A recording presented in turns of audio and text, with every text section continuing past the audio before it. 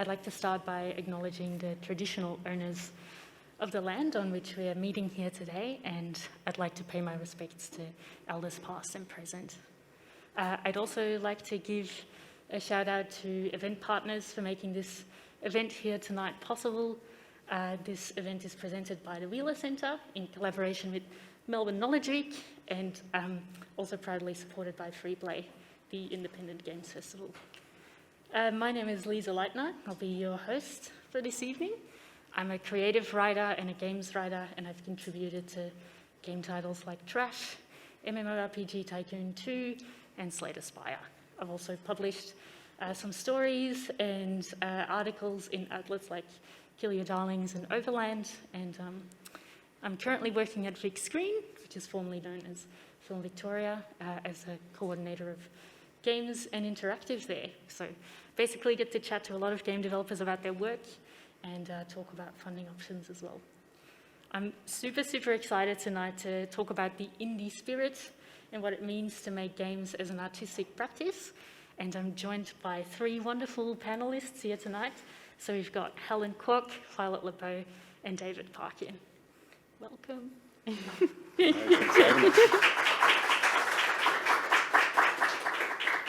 Cool. So before we get into it, I just want to flag that we will have a little Q&A portion at the end. So if people have any questions pop up in their brains, please hold on to them and we'll come back to you at the end. And then I thought we might kick off things by a short introduction from each speaker about yourself and your work. So Helen, do you want to kick us off? Yeah, sure. Can everyone hear me all right? Yeah. Great. So thank you so much for coming tonight. My name's Helen Kwok, and I call myself a multimedia artist and designer. And the reason for that is because I work on a variety of different media. So I work on playful installations, experimental games, alt controllers, and also public art that kind of involve games and play in public space. And my creative practice kind of often involves blending the digital and physical together and kind of crafting playful experiences that extend beyond the screen. Cool, thank you. Violet? I'm Violet LeBeaux. I'm a solo game developer here in Melbourne. I'm fairly new to game development in that I started just before the pandemic hit. So it's only been a couple of years for me to find my feet, I guess, in a very interesting time. I'm making a game called Moonlight in Garland, which is about finding your feet in city life. You sort of move to a new city and find your community there. And yeah, that's about it. I love the color scheme, it's so beautiful. So my game is pixel art, so it's a little bit retro styled, and it's kind of along the lines of a traditional farming or life sim, but the main difference being that most of those are set on farms or in rural areas, whereas mine focuses very heavily on city life. So you have apartment living problems and different things challenges to solve. Cool, thank you. David? Yeah, my name's David Parkin. I'm a Chula man from Tabakuna country, which is in Tasmania. I currently live on Jabwarung land in Western Victoria. So I'm the managing director of my business, Lagara. Lagara means play, fun and diversion in language. And it's pretty much at the core of what I've done and over the last 4 years. And that's linking game developers, visual effects, artists and others in tech to regional diverse kids at secondary school age and create an opportunity for them to learn more about the industry. Cool. Even from listening to your introductions, it's so evident that you may work under the games industry umbrella, but the work is so different and so varied. So I'm really curious to how you all got started. And Helen, I'd like to start with you, if that's okay. Yeah. Because you make so many public installations and they all differ so much. So how did you get started in that kind of work? Yeah, so I was never formally trained in game design. I never did a game design specific degree.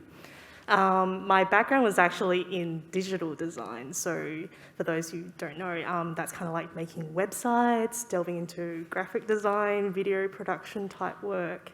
And I did that for 8 years back in Perth before I decided to move to Melbourne and kind of almost restart my career and in games. And so, yeah, like I think the turning point for me was when I attended Melbourne International Games Week in 2017 and kind of saw the broad range of things that people did, especially people who kind of worked adjacent to games, like not games specifically, but kind of in the intersections between games and art or games and other different types of fields. And I thought, this is the community where I feel like I belong. And so, yeah, decided to move to Melbourne to do a master's degree, to further my studies, and that's kind of where I'm at now, is just working independently as an artist who makes games.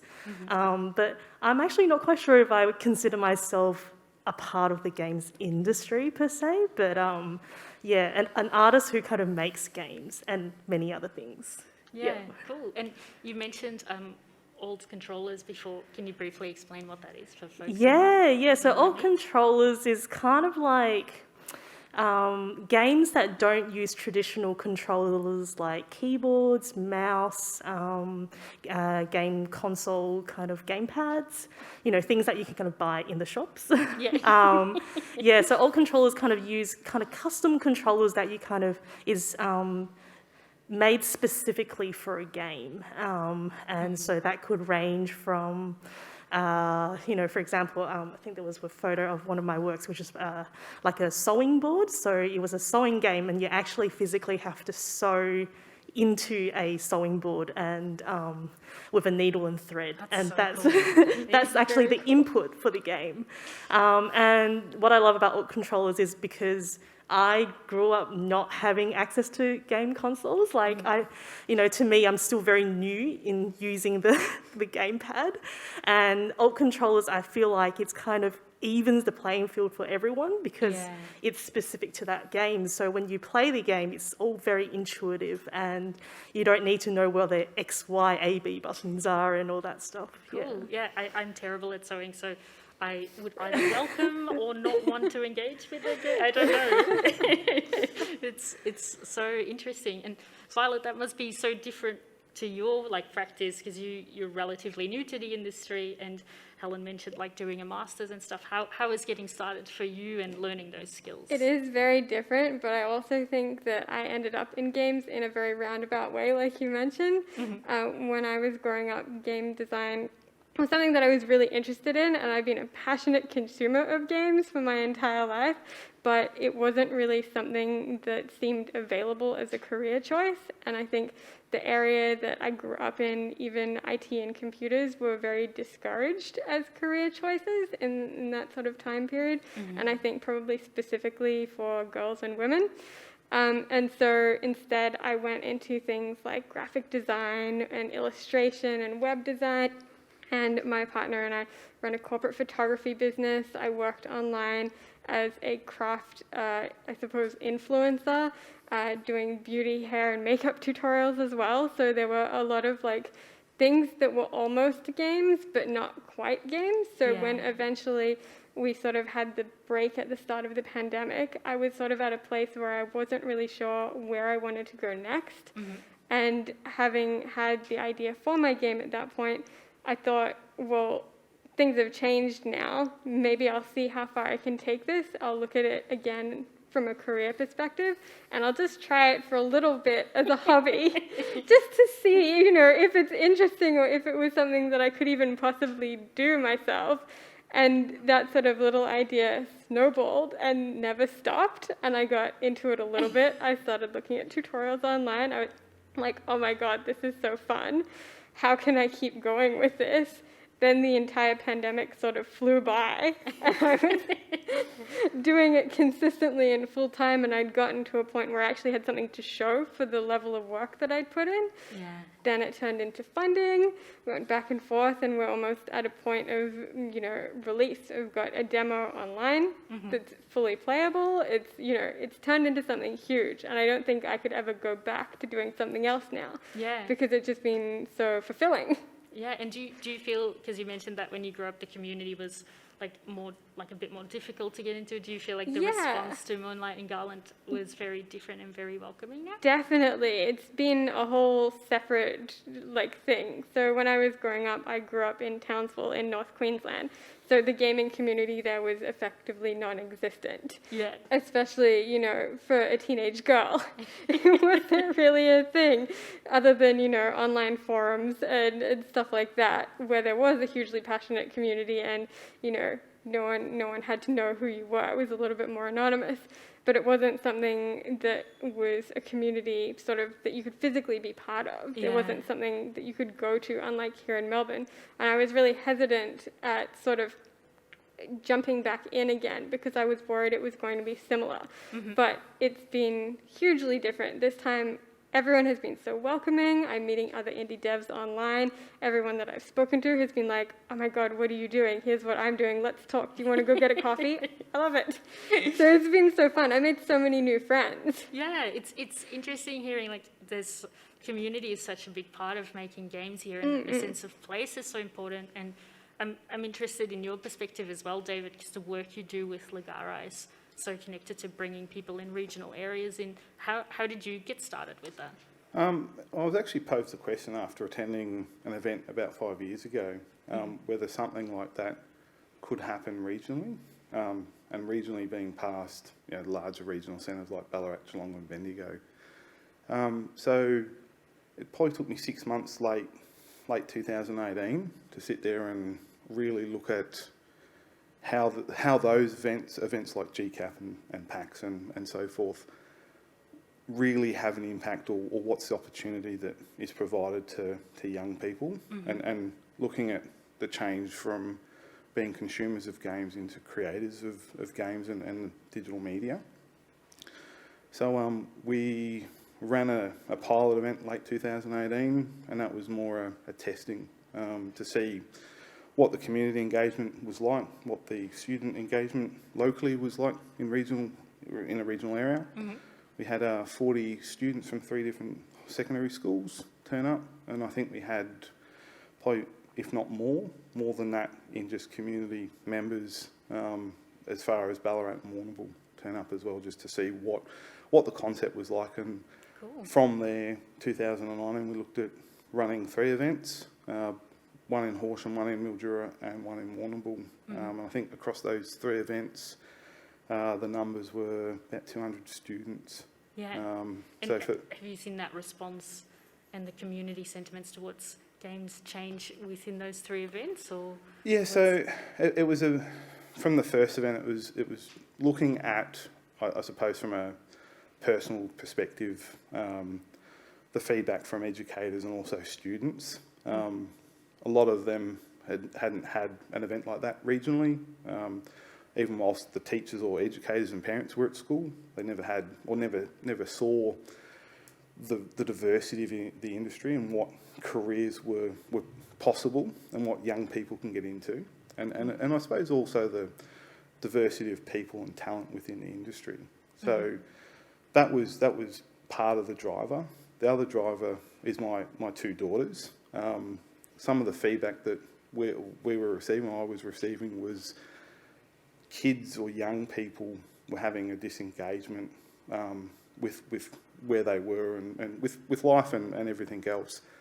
And the question for myself was, if that's happening for these young people, what are my children looking at going forward, in 10 years' time? So playing an active role, rather than complaining about systems that aren't quite working for regional kids, or the opportunities aren't there for the involvement, and to listen to people from the industry to really showcase what you can do, and you can do that from your own place, whether it's regional or whether it's in a large capital city, and you can participate globally as well.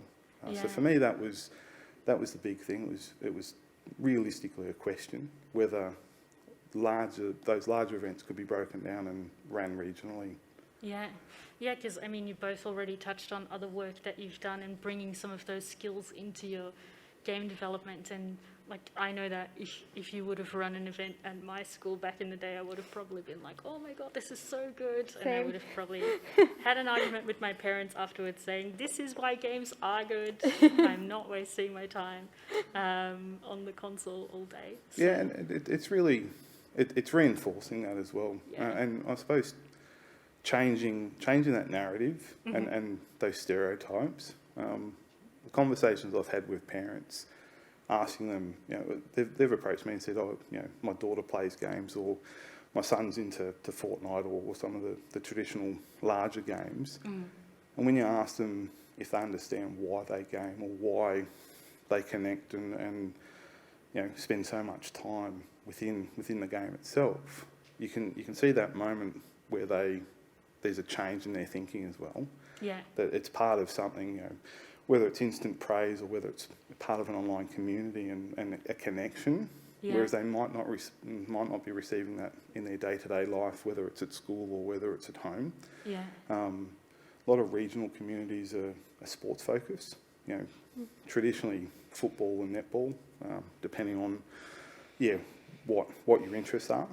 Anyone who's potentially in that creative space or games or more the creative are against it, because they can't fit within those small societies and what brings people together. And that's interesting to me, that sense of place and the differences in place. Like I'm keen to hear from all of you, like how making games specifically in Victoria and in Melbourne has like influenced your work and your practice as well. So Violet, I'll throw it to you. How has that been for you when you're making a game set in a city? How has making it in Melbourne shaped it? Well, I think that perspective is directly my experience too. Growing up somewhere a lot smaller, it was very difficult to fit in. But when I moved to the city, first I moved to Brisbane and then eventually to Melbourne, I sort of found my people, I guess. There were so many more creative people. Everybody was open and interested in sharing ideas. And I think city life really shaped who I became over the next, 10, 15 years. And I've been in Melbourne for almost 12 years now. And so my experiences living in the CBD are a direct influence on my game, in that it's literally about moving to the CBD. And the apartment buildings and the games are shaped by places that I lived. And so it's a really direct influence there, but more specifically in terms of the sort of gaming community here, everyone has been open and looking for community and welcoming. Every time I've spoken to someone, they've wanted to bring the relationship further and sort of include me in things, which is such a change from other places that I've lived in. Yeah, because you made Moonlighting Garland in Game Maker, so can you tell us a little bit more about that? Yeah, so the Game Maker community itself is even smaller because it's sort of, I guess, a niche engine. For people in the audience, can you quickly explain what Game Maker is? So Game Maker Studio is an engine that you can build games in. It's more specifically focused on 2D and pixel art. You can do 3D in it, but it is possible, but not recommended. Whereas most games are made with... I love that log line, just like... possible, but not recommended. So other game engines are things like Unity or Unreal engines. Those are the most popular ones, whereas Game Maker is sort of, I guess, an outlier in that the coding language that you use for it has a lower barrier to entry. So it's easier for people to pick up. The documentation is really clear about what you can and can't do.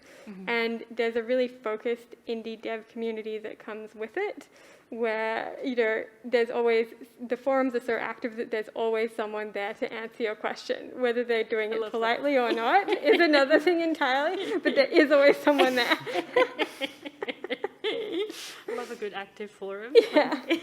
So I think that really helped me specifically because I was able to, when I was early on, receive a lot of feedback in terms of whether what I wanted to do was physically possible, but also how to do it, because there were so many people interested in talking about the how. Yeah. And so I was able to learn through tutorials online, which had the interesting effect of eventually finding out that the person whose tutorials I was using also lived in Melbourne. And so I emailed them and they wanted to be friends. So I love it's like a game dev fairy tale ending, Yeah, which yeah, I really right. love. The ideal scenario when someone you've been learning off happens to live, a couple of suburbs away and wants to get coffee to chat about your You were project. next door the whole time? Oh Yeah, my God. right. Because it's interesting when you're working on a project and need very specific skills, and like I'm interested particularly in your work, Helen, because like every project differs so much. How do you find the knowledge that you need when you have like a kernel of an idea and find people to collaborate with? Yeah. It's hard because I feel like I don't really specialize in one particular thing. Like, I wouldn't call myself a programmer or a 3D artist or a 2D animator. And I feel like a lot of the roles in the games industry is very specialized if you want to kind of work in a game studio, for example. And I feel like I went down the route of working independently is because I feel like I learn the skills that I need depending on the project that I'm working on. So a lot of the time, my projects are usually led by the concept. So the concept comes first and the technology comes second, or the tool comes second. I feel like that's a good rule, yeah. Yeah. And so often, I've worked on games which, okay, well, I'll have to use Unity for this. I guess I'll go and learn Unity. Or I got to learn Touch Designer or the Leap motion device. And so I just end up kind of just learning what I need to make that project happen. And then move on. And yeah, often it's just kind of like looking at online tutorials, online guides and that kind of thing, talking to my peers, my network, or collaborating with someone with those skills to make that project happen. Yeah, you must be like a technical wealth of knowledge in that sense. Oh, I wouldn't say I'm an expert at anything, kind of like, jack of all trades, master of none. But I feel like because my skill set is so flexible or adaptable that it also means that I'm open to a broader range of different types of projects and commissions and contracts that come my way because I know that I can pick that up or do that particular piece of work and have that confidence to work on that particular piece of work, even though I might not know everything. Yeah.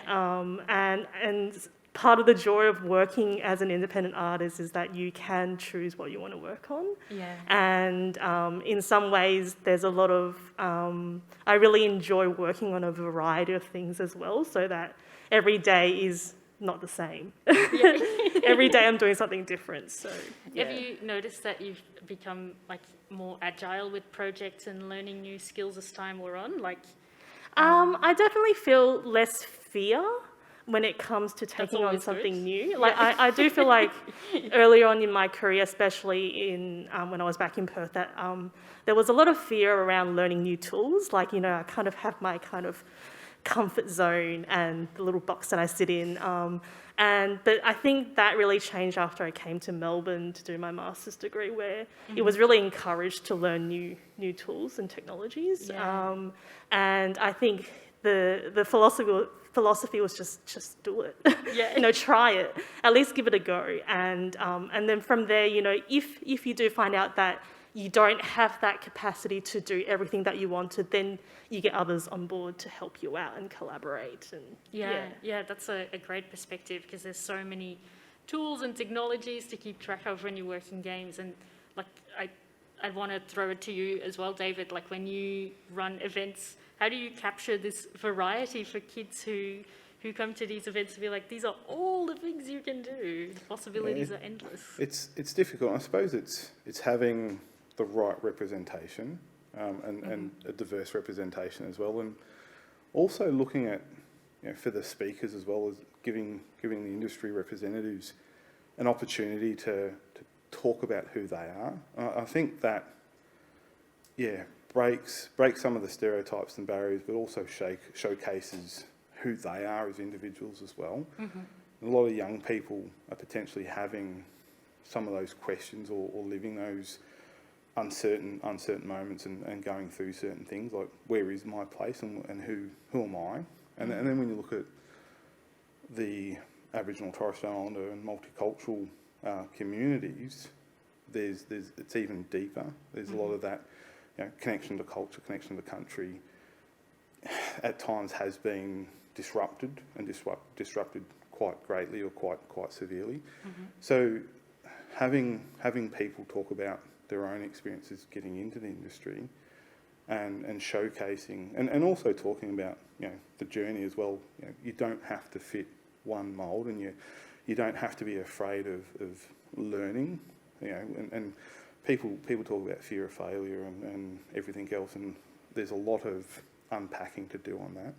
So I think by having people showcase that movement and the change, I can work in Unity for this project, and I can do other things or other engines and everything else. Here's a product. This is what I've made. I've got some empowerment and pride in my work.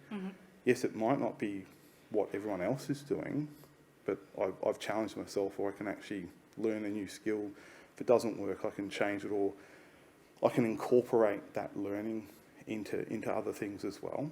And I think young people, that's what they're wanting. And I think our generations, from people sitting here, potentially last generations that knew existence pre-internet and a lot of this technology and consumerism of technology. This generation, they're digital natives. They potentially can teach us a lot of new things as well, just because that interaction. So it's trying to harness that. It's trying to harness that curiosity and the quickness and the agility with people in the industry who've potentially got the experience and know some of the hardships and challenges and provide that example for them to go, that's me in 10 years' time. And create the conversation as well from those interactions and opportunities. Yeah, because technology changes so quickly. I was horrified to find out that kids mime a phone like this now rather than this. So when I did this to my 4-year-old niece, she was like, I don't know what that means. And I was like, I'm having an existential crisis. But like, speaking of that versatility and like, it's interesting to see game developers react to like COVID as well and lockdown. Have you seen any changes in the responses in the work that you do, not just at Legara, but also like in your own practice with the Big Screen internship and being at League of Geeks, that you've changed your view on game development and that sort of versatility and creativity?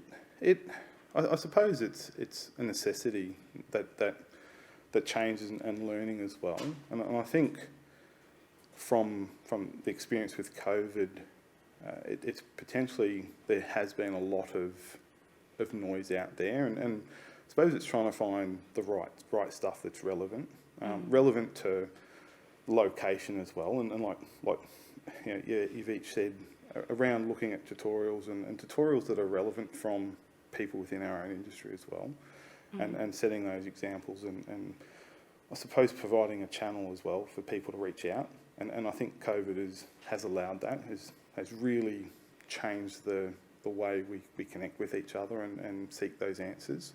Yeah.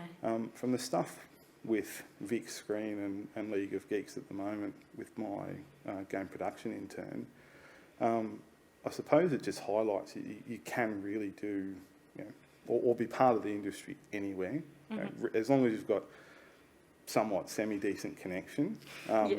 You can still interact and you can still have a place within the industry, and you can be 3.5 hours from Melbourne, or you can even be further away. Absolutely. So it's and that's I think is a positive, and this personal in-person stuff is really good as well, and I think that still has to be part of it. But it just highlights that you can actually work through challenging times as well in this space. Yeah, because like Helen, I know that you've done like installations that reacted to COVID. You've done street tape games. Like, how has that influenced your practice? Like, So for those who don't know, Street Tape Games is a public art installation where we encourage the public to play street and playground games that have been redesigned with social distancing in mind, and it was developed during the pandemic.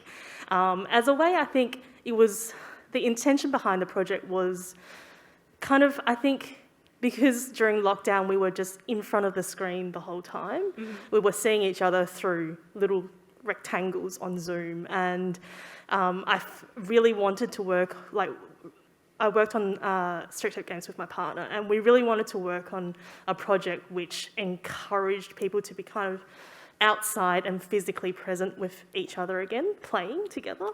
And so in some ways, it was almost like Street Tape Games was the platform for me to kind of move into the public arts space. I don't have a background in public art and never studied public art. And again, it was like the project, I feel like that kind of was like the launch pad for me to start working on public art installations that involved games and play. And then from Street Tape Games, we worked on even more projects like Rainbow Paths, for example, which is like a play space with games embedded into the ground. And while people are kind of walking along, they can actually play the games. And and that led down to almost like a career path where it's now, I kind of feel like I'm working in the intersection between installations, public art and games. Yeah. And it all came from Street Tape Games. That's amazing. Yeah. And how do you see like games like that bring people together, and what kind of demographics do you see engaging with these type of games? Yeah. Oh, it's obviously children. I would say it's like they are so enthusiastic about the installations that my partner and I make.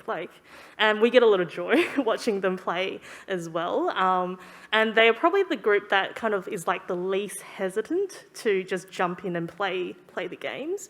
But what's really interesting is that is seeing adults play in public space, because I feel like adults are quite apprehensive when they start playing in public space. They're very hesitant, but once they get in, you can see the smile on their face and their eyes just light up and they're really engaged. Also observe a lot of intergenerational play in the installations that we make. So grandparents playing with their grandkids, parents playing with their children, and I think those are kind of our favourite moments when we go back to the installation and just observe people playing. Is that those are our favourite moments, is when we see that intergenerational play, because I feel like as a kid, when you're playing with your parents and your grandparents, those are the special moments and memories that you will remember for life. Yeah, and that sort of, as an adult, it's quite nice to have that creative expression, because when you grow up, everyone's like, this is like adult life now. So, which I think it's really interesting to hear about, like, different communities that come together, and like in a physical space, I can see people coming together sort of centered around a street game. But like for you, Violet, bringing community together through Moonlight and Garland, what's that been like in a virtual city as opposed to like a real life physical one, I suppose? It's been really interesting, and I think most of my community building has centered around doing things online because of the pandemic, obviously, but more because that's where my audience prefers to engage. So being able to community build in places like Discord or even Twitter or Twitch as well has been really good in terms of community building. Being able to sort of outreach to people who are not necessarily, or wouldn't consider themselves to be hardcore gamers, but are. Yeah. They just don't feel like they are because they haven't necessarily been welcomed in the sort of gaming communities previously. It's been really interesting sort of bringing those communities together and giving them a place to talk openly and being able to like share their excitement as well. It's been fun. Yeah, do you think it's that sort of relaxing sort of environment in your game, kind of like I've seen things like Animal Crossing do definitely well. And like the sort of cozy and wholesome gaming communities have grown so much over the last couple of years, and Animal Crossing New Horizons was obviously a massive turning point and came at the exact perfect time because everyone was at home and ready to enjoy it and feeling like they wanted to escape to that island life. But that sort of, I guess, cozy and wholesome gaming where the experience is different to what you would expect from a hardcore gaming experience. Yeah, because I think people think of a particular person who plays games and a particular person who makes games as well, which I wonder if there were any parts about your practice that surprised you as well, both as a maker and a player of your game, that you're like, if I would share this with people in the audience, this would surprise people, say? I think probably the most surprising part has been how into it people have gotten. Like, I kind of didn't necessarily expect, I guess, when I'm making characters or I'm thinking about how much I play games of the genre specifically, I'll put in hundreds and hundreds of hours to my favorite games, but I didn't really expect other people to be doing the same sort of level, but seeing other people with, 2,000 hours in Animal Crossing. Yeah. And then for them to say, oh, I'm not really a gamer, I just do it sometimes. It seems surprising and interesting, especially when it carries across to my game as well, and how receptive people have been sort of giving their feedback and giving up their time to try it out and give me my thoughts, or give me their thoughts. Yeah, I think I feel like that. I used to be like, oh, I'm not really a gamer, and then I thought, if I fall off a cliff tomorrow, it'd probably just be gameplay footage, mostly. I'm not a gamer, I have a massive Steam library with like 3,000 games in it, but I'm not really a gamer. It's just a hobby, once a year, maybe. I only do it all day, every day, and also on weekends. Oh, that's amazing. And what is it like for you, David, as well? Like, is there something in your work that surprises you, both the work that you're doing at League of Geeks or things that you see at Lugara? Is there anything that surprises you today, or that would have surprised your past you who started?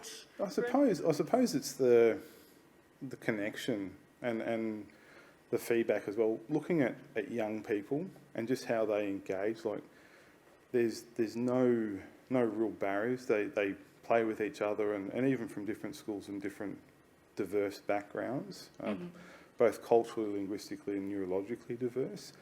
All of that, when games is the focus or is at the core, all of those other differences are out the window. They're there playing and conversing around whatever may be on offer or what we're displaying and who is also presenting as well.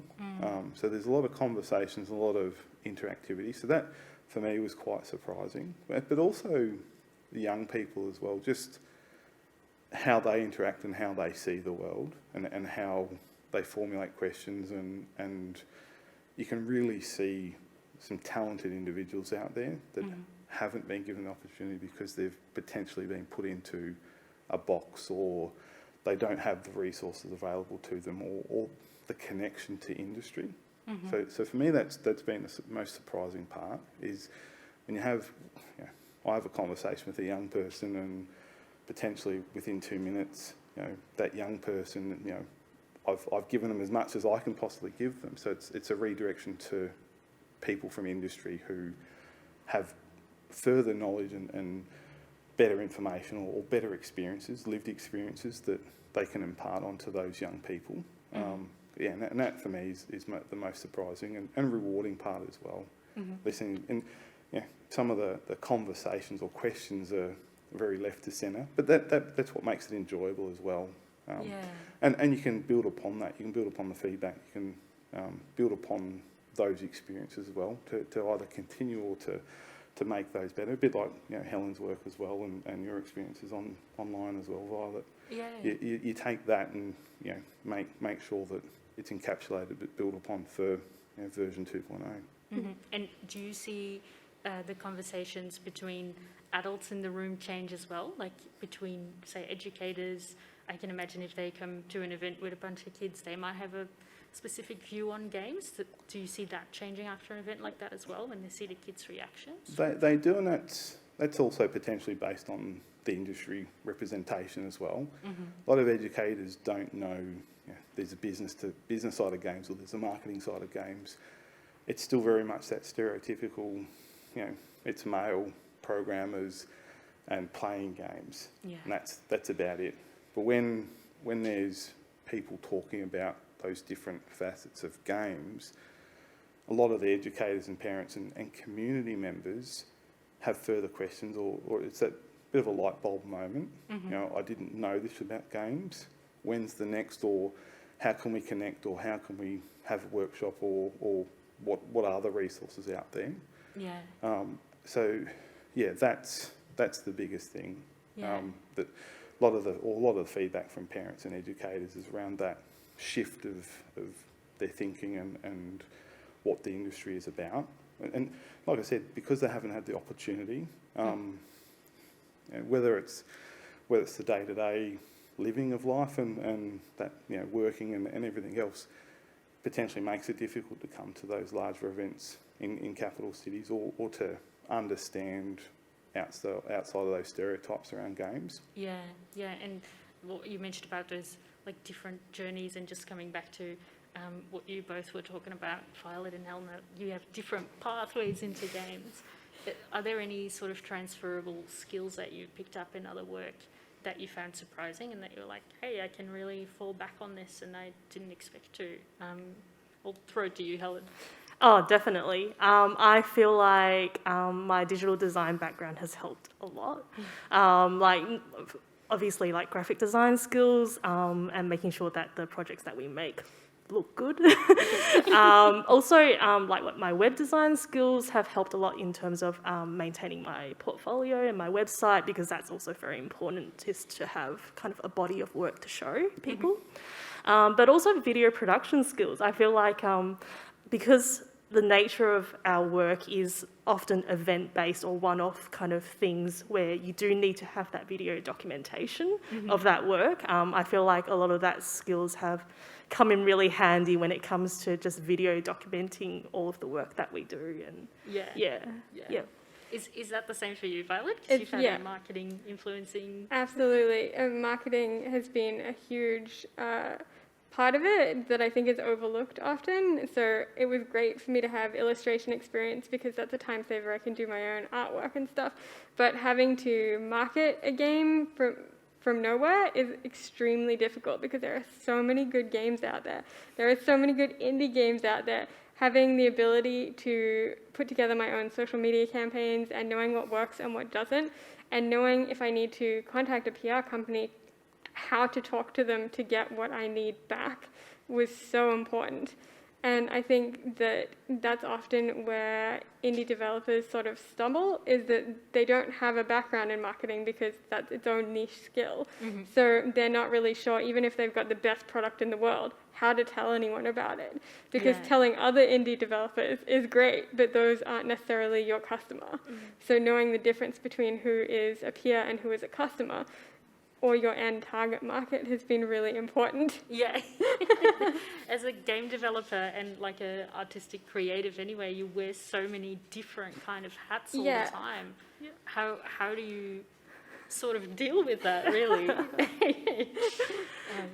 Do you want to take this? Oh, I was just thinking about all the different things that I do. It's like, many people think, when you become a game developer or a game designer, you just make games. Actually, it's not. You spend almost 80% of your time doing everything around it, like writing for grants, writing grant applications, doing admin work like project planning. For us, we're often on site, visiting sites and, documenting the site that we'll be installing in. So kind of outside of actually making and creating and designing the games, we're actually doing a whole range of other things. That's kind of, I guess it's more like arts management type work. And I think it's just being very organised and managing your time well, so you don't kind of let anything kind of slip through the cracks. I think I've done a bit of work in game development where I'm like Googling stuff and I'm like, is this a real job? I'm not sure. How has that been for you, David, with your work at League of Geeks, which is obviously a lot more, it's a larger studio, it's a bit more streamlined. How's that experience been for you? At the moment, it's been quite interesting. It has been a bit of a shift. For me, it's more just Endure and Confluence, learning new software and seeing how that plays a part within the larger studio environment. Like I said, it's relatively new to myself, and I think that ties back into the comment around what other skill sets that you've brought across, or the transferable skills. I suppose from life, looking at travel and just listening to people and taking the time to actively listen rather than giving an answer or to voice your opinion on to someone else. I think that's part of what I've transferred over is the communication, networking, and having that empathy as well, and just taking the time to listen to people, ask questions, and what they really need. And I suppose that fits in more of that production aspect of it.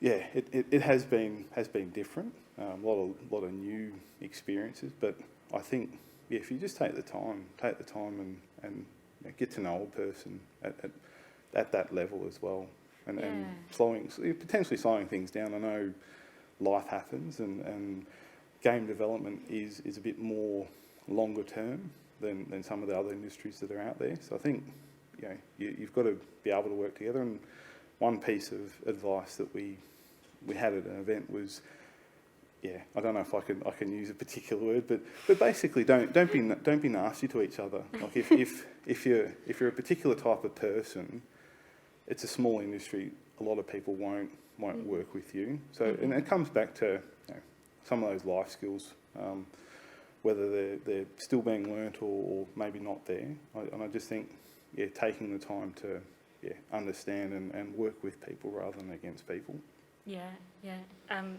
I have a few more questions, but I just want to give a heads up to everyone that we'll open it up for questions in a few moments. So if you're thinking of some, keep thinking of them, hold on to them, don't let them go, we'll come back to you.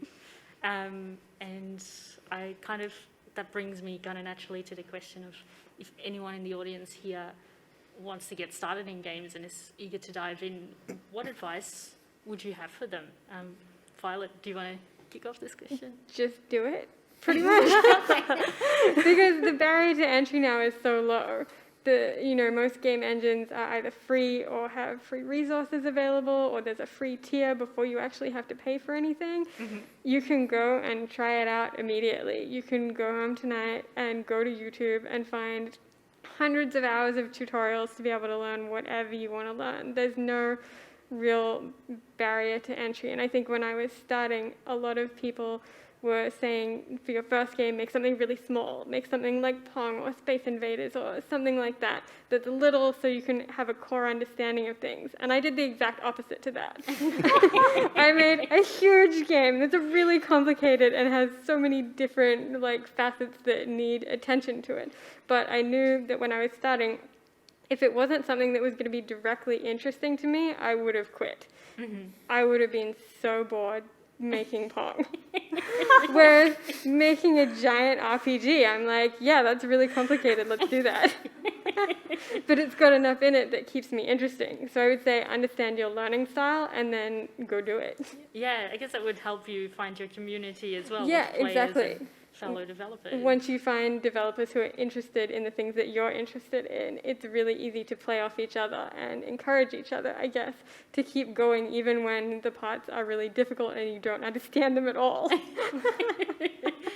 Does that resonate with you, Helen, as well? Oh, yeah, absolutely start small. Actually really encourage people to, if you're interested in making games, is to do some game jams as well, because they are low stakes. There isn't that pressure of developing a finished, polished product at the end of it. It's about collaborating with people and making something. I also really encourage people to find the inspiration outside of games. Don't just make a clone of something else. Really look outwards, listen, watch things, go to art galleries and museums. You're in Melbourne. It's such a gift to live in Melbourne, right? You've got access to so many art galleries and museums. Is to look widely and find your inspiration outside of games and don't just look within games. Is that something you do for a particular idea or a project, or does it usually it's not active, but I love going to art galleries and museums and just looking around, not kind of actively going, I'm going to make a game out of this or this, but just kind of just absorbing things and, like David said, listening to other stories and just being very open and curious to things. Rather than just living in the gaming kind of bubble. I really, really agree with that, because something I noticed a lot is that because the community is so insular, it's sort of, you go around in circles after a while, so if you don't have outside interest or you can't pull from passions outside of gaming, it can become crushing. Yeah. Yeah, I can totally see that because I noticed that after lockdown there were a lot of people making Animal Crossing spin-offs. And Yeah, yeah. I may have been one of those people for a hot second. Is that something that resonates with you as well, David? Both of those insights? Yeah, I suppose exactly right, as you said, Violet. It is doing it, but I suppose going back to finding the right content that's for you, for your learning style as well.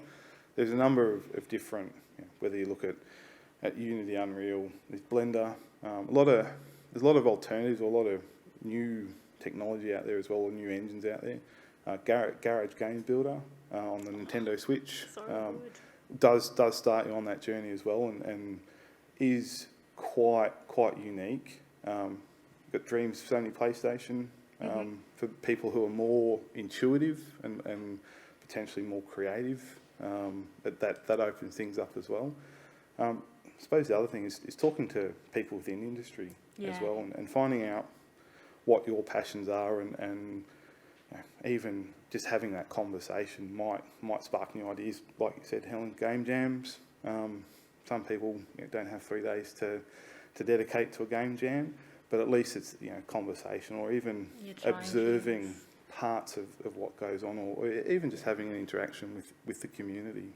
When an event like this is on, or when there's other things happening in Victoria or interstate, being a part of that as well. Yeah, and just to close us off, because you mentioned Garage Builder, and I was wondering if you had any other recommendations to give to folks tonight in terms of games that come to mind. Oh, sorry, in terms of actual games? Do you have any game recommendations? Oh, yeah. I should have been a lot more succinct than that. I really, really love Hades. The storytelling and the art style in Hades is amazing, and so if you're into combat, it's really good, but particularly the story and the art style, the dialogue in it is just amazing. 10 out of 10. Cool. All right. Helen, do you have a recommendation as well? I'm currently really into Wordle, but I play multiplayer Wordle, like kind of real-time multiplayer Wordle, and my partner and I get really competitive about it. So, would recommend that. Yeah. I just had an image in my mind of just like some secret location and a Wordle standoff in the middle of the night. Would love that. Cool. Thank you so much. I'll open it up to the floor. Does anyone have any questions for the panel? Oh, I see a hand raised there.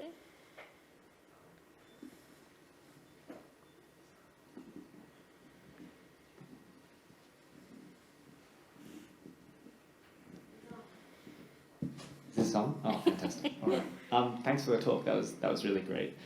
I had a question that's probably more directed towards Helen, but anyone feel free to answer as well. I guess, what do you think, as a designer and an artist who makes public displays, what do you think games as a medium, as opposed to like more traditional mediums like sculpture or visual arts or film, bring to art that those other more traditional mediums can't really convey?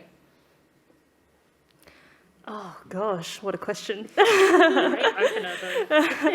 I think games allow people to actually participate in that piece of artwork, and I think in some ways every person who kind of interacts with that piece of artwork would kind of bring something new to it. It's like kind of a bit unexpected. I feel like a lot of the installations that my partner and I make, for example, like, we might design it in a particular way, but how people play with it is actually quite unexpected. And because they're all participatory type artwork, we can just never expect what we get.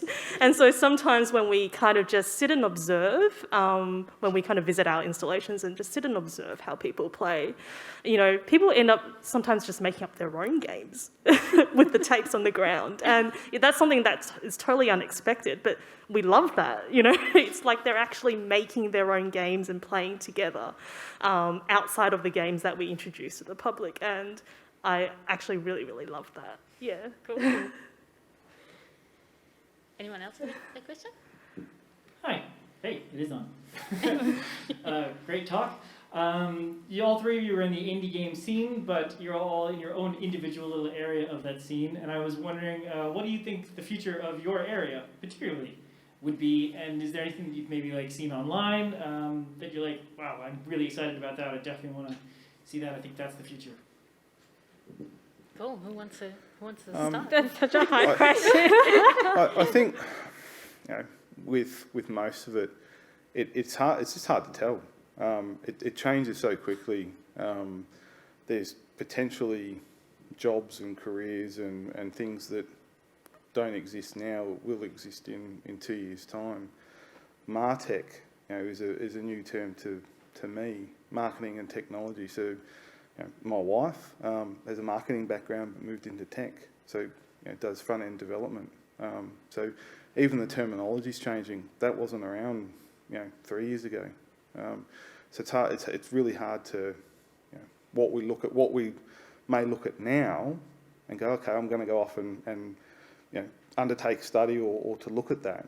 It's potentially going to change. It's going to change quite quickly in 3 years' time. So I think a bit like, you know, Helen and Violet, if you look at parts and there's discussions around micro-credentials and the smaller learning or smaller parts of you know, games engines, or it could be tutorials online. I think if you take what you're interested in and then look at how it fits within the industry, I think that you're better enabled to play within the space or to adapt to those new changes.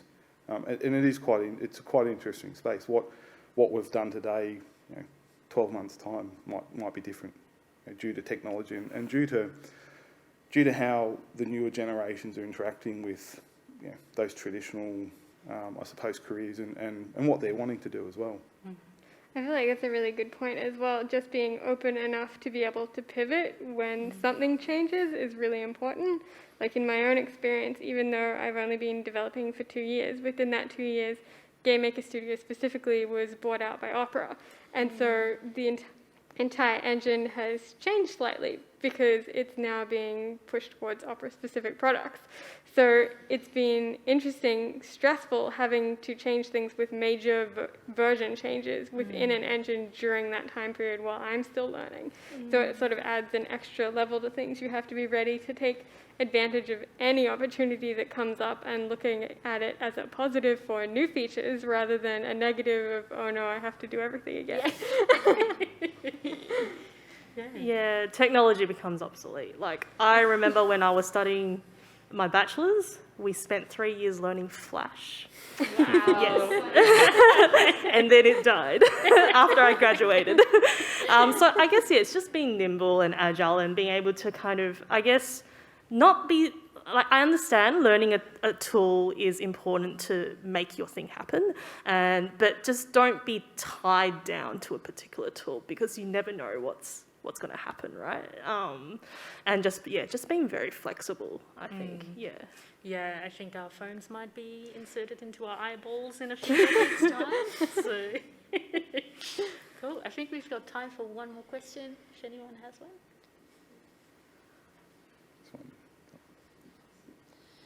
Hi. Oh my God. Sorry, everyone. I was just wondering, since game development is such a collaborative activity, apart from online communities, do you have recommendations on upcoming calendar events or good places to connect with people and collaborate on that? Free play. Absolutely, yeah.